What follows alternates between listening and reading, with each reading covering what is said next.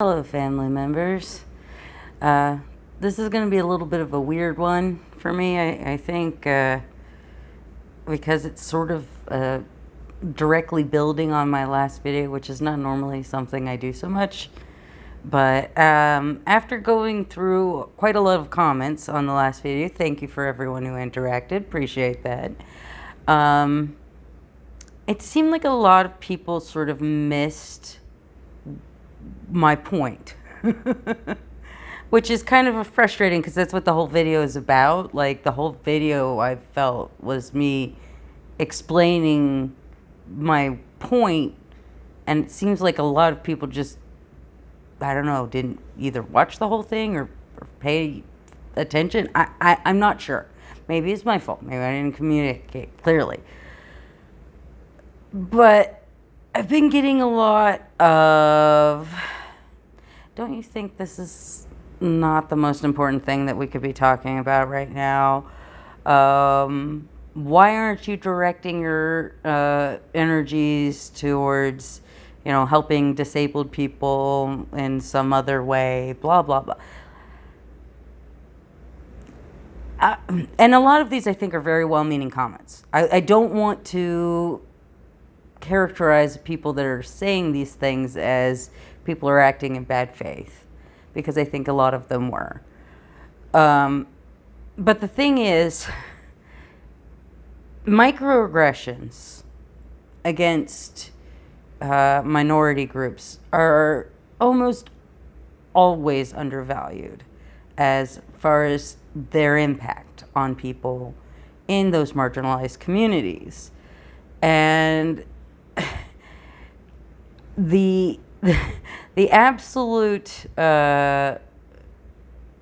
befuddled feeling I get after having someone who I assume is able-bodied, I don't know for certain, tell me, a disabled person, that these kind of microaggressions are not worth our time, essentially.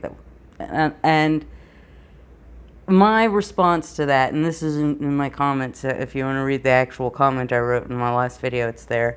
But, essentially what I'm saying is, like, we are in a very openly eugenicist society right now. Started with COVID. They were completely willing to sacrifice disabled people, marginalized people, medically vulnerable people, in order to try to maintain their economy, their precious economy, their precious stock prices. They were 100% willing to let the elderly and people with pre-existing conditions just die. And it hasn't gotten better since then. It's gotten a lot worse. This whole gun violence is a, mental health issue is so fucking ableist and awful. And, the mentally ill are not the ones committing violence in this country. We are generally the ones who are the victims of violence. That's just statistically true. These common microaggressions and macroaggressions are just being thrown at us all the time. And I don't think it's unreasonable in a time when we are under attack from almost every vantage point, sometimes extremely directly, for us to ask people who want to be our allies to see things from our point of view and do better and not commit microaggressions they probably don't want to commit. I don't think any of the people I called out really truly want to be ableist. That's kind of why I think it's important for me to call out the fact that they are being ableist and perhaps ignorant of the fact, or at the very least ignorant of the fact of how impactful and how hurtful those microaggressions are. Like, I will say it again, it is not about Donald Trump. When you make fun of Donald Trump's fucking fat ankles, you are making everyone else in the world who has fat ankles feel bad.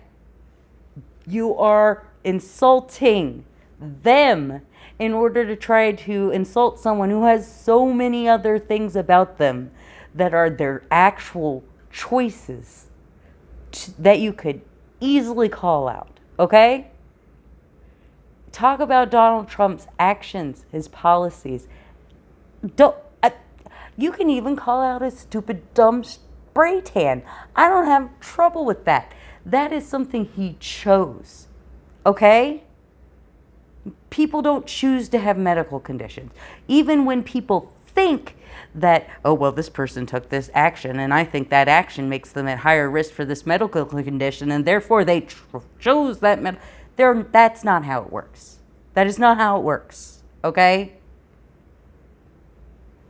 And it is not about RFK Jr. It's about everyone else who has medical conditions or other sorts of conditions that affect how they speak. It's about not committing microaggressions against all of those people who have that constant feeling of people are judging me because of how my voice sounds. And then to have someone who they probably respect come out and make fun of somebody else who has plenty of things you could criticize him for that aren't related to the way his voice sounds, and they go out of their way to repeatedly do the voice. Sam Cedar repeatedly does the voice. This has been something he has been doing for months, maybe years. I don't know. It's infuriating because we're talking about a man who is an environmental lawyer and somehow has decided that he is going to be the guy who runs healthcare in this country. He has no medical training. Do you think that maybe someone who is doing what he's doing should have perhaps some sort of background in studying the human body in any sort of formal way? You know, I'm a freaking chiropractor, and I know a hell of a lot more about the human body than he does. And I know that people are not very respectful of chiropractors, but I have a feeling that they would agree with me on that. I spent 4 years in a gross anatomy lab. I have a biology degree that I got as a prerequisite to get into my school. I have spent a lot of time studying differential diagnosis and how to read studies about medical issues. Has he done that? I don't believe that. He spends way too much time partying and hiking in his blue jeans, okay? Those are the things you can make fun of him about. You could talk about how he wrote a book where he admitted to cheating on his wife so prolifically that it gave her major depressive disorder, or perhaps allegedly gave her. And of course, I'm not saying that he directly caused it, but then she did go on to commit suicide. So it's not exactly like he was the husband of the year, okay? There are so many things that you can reasonably call RFK Jr. out on. And yet, you go to the damn voice, it's lazy. It's not only insulting to everyone else who has verbal disabilities or whatever you want to call it, verbal differences. It's also just lazy, okay? Like, you can do better than that. I know you're smarter than that, Sam Cedar. I know you are more intelligent and can come up with something more interesting than just making fun of a guy's voice. That's so lazy. Do better. I just, it's so annoying to think that I spent so much time yesterday trying to explain this, and obviously it's just such a hard concept for people who don't think of them as themselves as disabled to get, you know. Here's the thing about becoming disabled. I've always been disabled. I am definitely neurospicy. I've had multiple diagnoses on that. But, I have a feeling that adult autism spectrum disorder diagnosis is in my future. But, that's not been confirmed. I have ADD. I have major depressive disorder. I'm neurospicy. Okay. I also have partial hearing loss. This ear can't hear mid-range tones, and so I have a very hard time hearing people. I have always had disabilities, but I didn't think of myself as a disabled person until I couldn't work anymore. Until my body literally smacked me in the face and was like, hey, you are not able-bodied. And that is the hardest part right there, is going back and think about myself when I had that able-bodied mindset. I'm not a disabled person, and I didn't think about all of the advantages that I had and didn't appreciate all of the advantages that I had the way I should have. I didn't advocate as thoroughly for the disabled as I could have.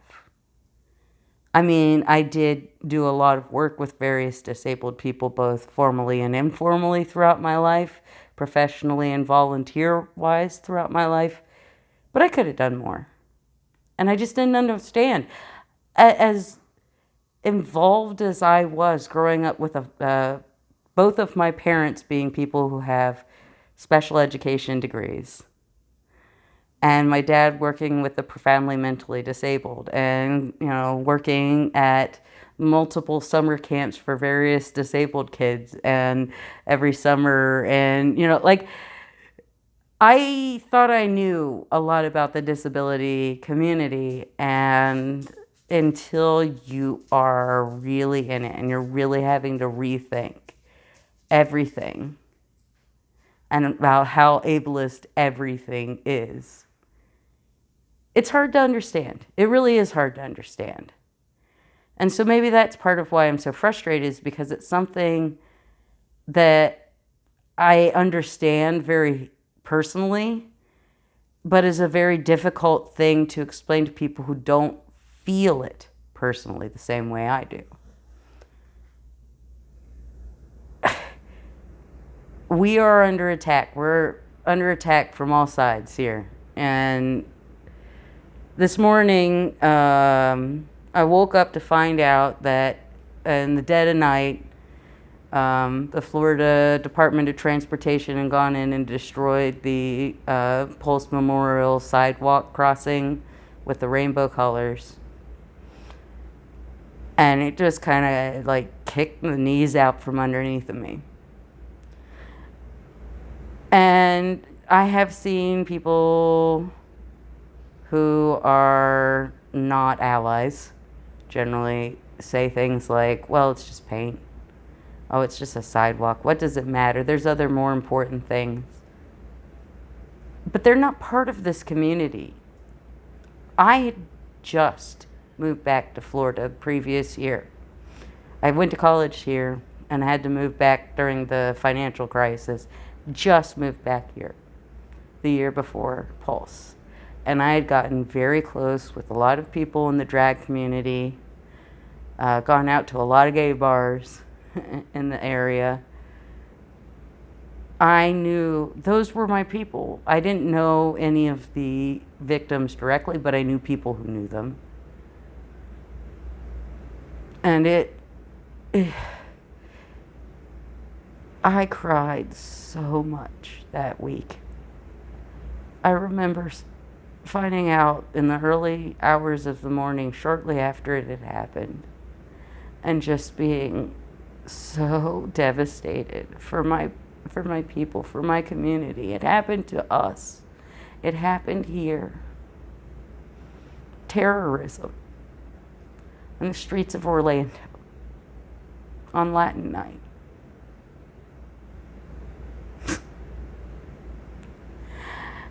And what a lot of people may not know is that there's been a lot of difficulty trying to get a permanent memorial for the victims of Pulse. There's been a lot of false starts, starting over. That sidewalk is one of the very few things that we had that were in a public place where you could go to mourn. Not just the individuals that we lost, but the psychic wound to our community. There are other places that have some memorials, like the rainbow seats at our soccer stadium, but you have to pay to get in there, right? There's just not that many places. And they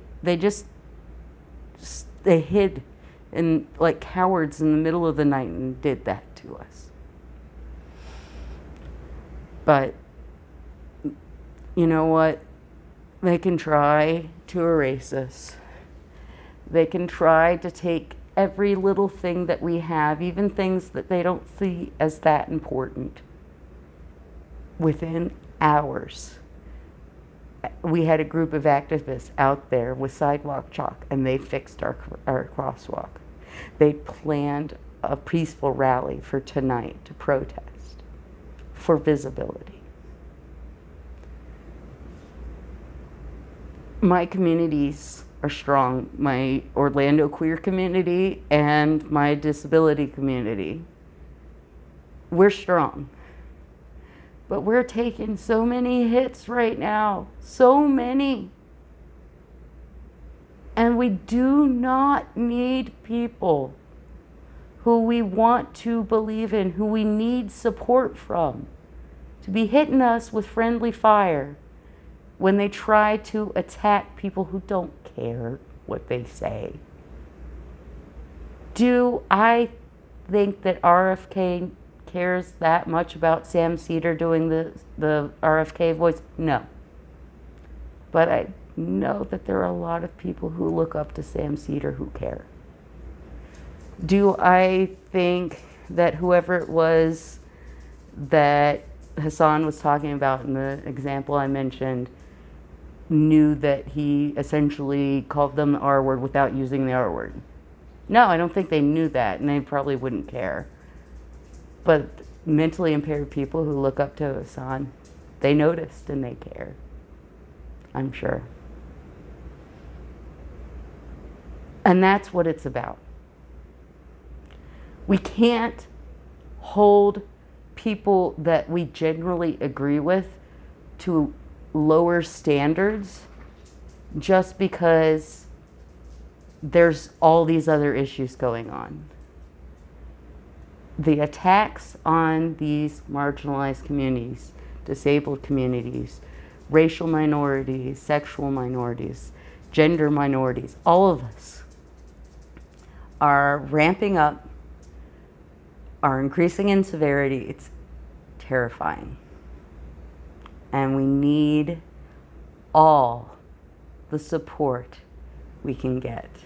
And we need all of the people who trust in justice and equity to actually start thinking about what that means. Okay, I gotta go. I have a feeling that I probably talked too long because I have so many things going on in the background right now, but this is just, I had to. I'm sorry. Anyway, I love you, family members. I hope you have a wonderful day. And even if you completely disagree with me on this, I hope you have a wonderful day. You're wonderful. You're perfect. You're valid. I love you, love you, love you, love.